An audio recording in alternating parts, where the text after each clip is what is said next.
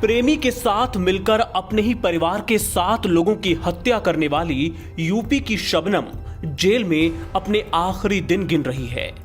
फांसी की सजा से बचने के लिए अब वो हर पैंतरा अपना रही है।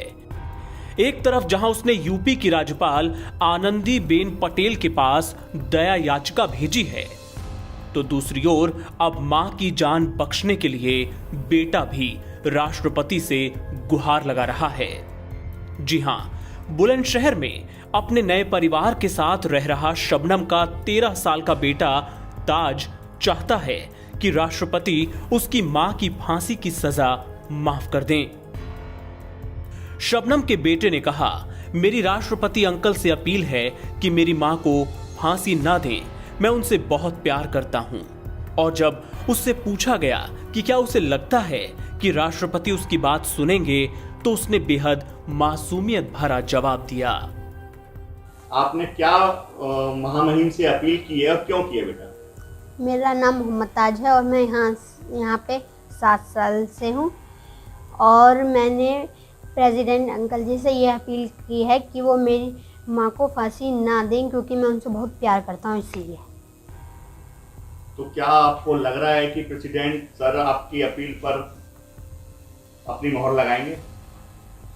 ये तो उनकी मर्जी है। वैसे अगर बड़े से कोई बात कहते तो बच्चों की बात को मान लेता है।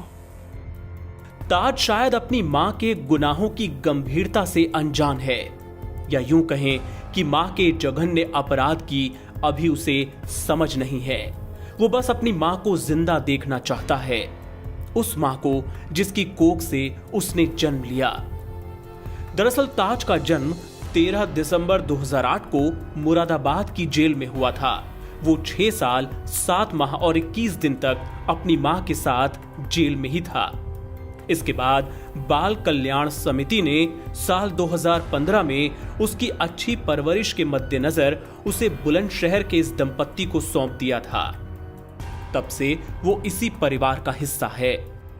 आपको बता दें कि शबनम के अपराध को बेहद जघन्य मानते हुए अमरोहा जिला अदालत ने साल 2010 में उसे फांसी की सजा सुनाई थी। इसके बाद हाई कोर्ट और फिर सुप्रीम कोर्ट ने भी उस फैसले पर अपनी मुहर लगा दी थी। इस फैसले के खिलाफ पुनर्विचार याचिका को भी सुप्रीम कोर्ट ने मार्च 2015 में खारिज कर दिया था। राष्ट्रपति ने भी साल 2016 में शबनम की दया याचिका को ठुकरा दिया था।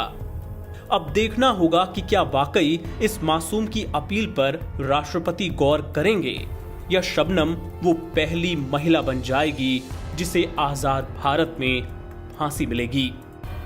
एनबीटी ऑनलाइन की रिपोर्ट।